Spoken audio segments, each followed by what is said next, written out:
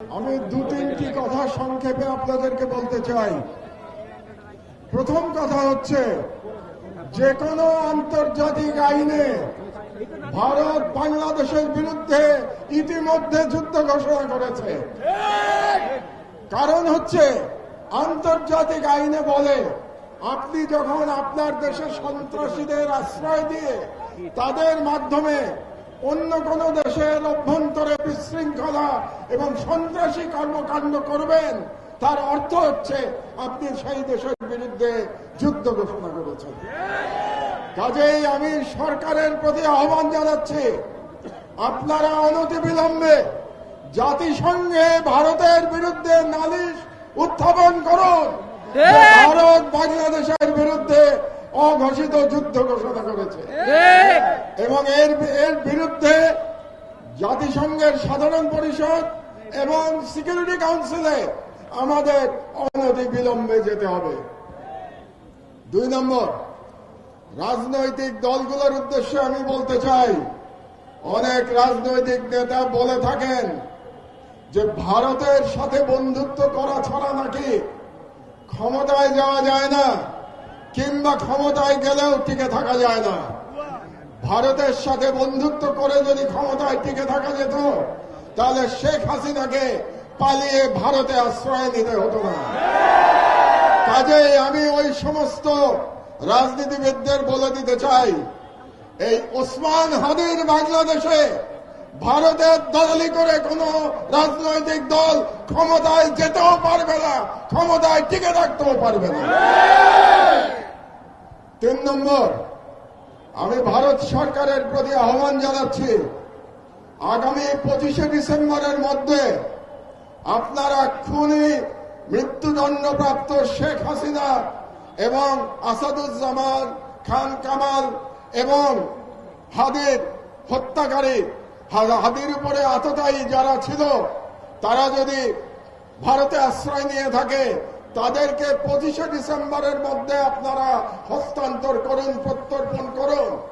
না হলে আমি হাদির রক্তের কসম দিয়ে বলছি, বাংলাদেশের প্রতিটি ভারতীয় প্রতিষ্ঠানের বিরুদ্ধে আমরা প্রতিরোধ সংগ্রাম শুরু করব।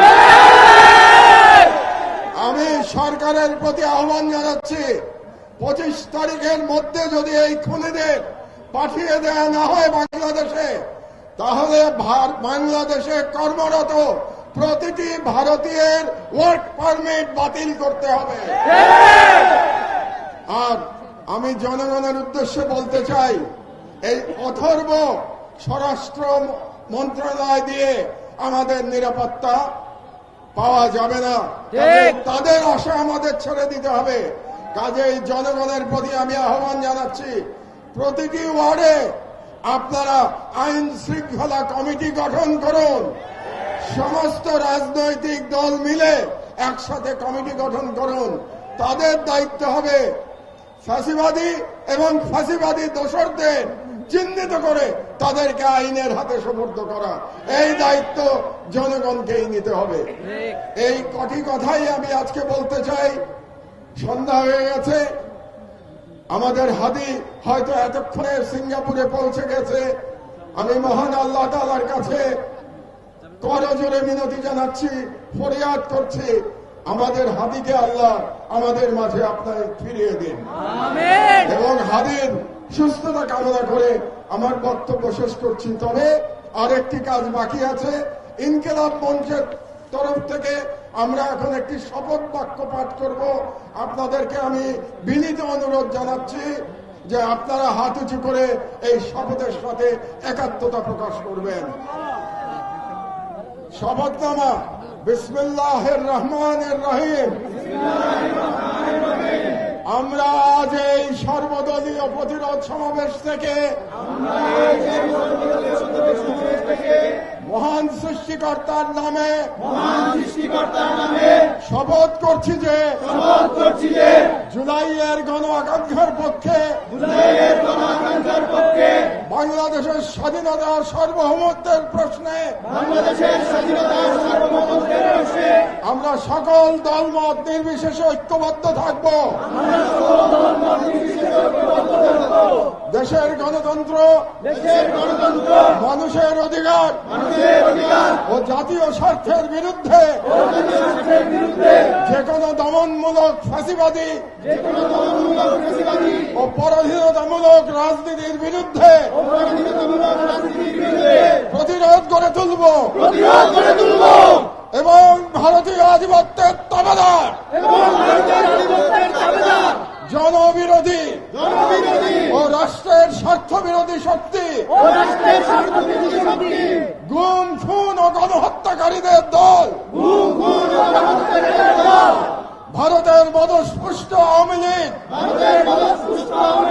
তাদের সহযোগী, তাদের পক্ষে বয়ান উৎপাদনকারী,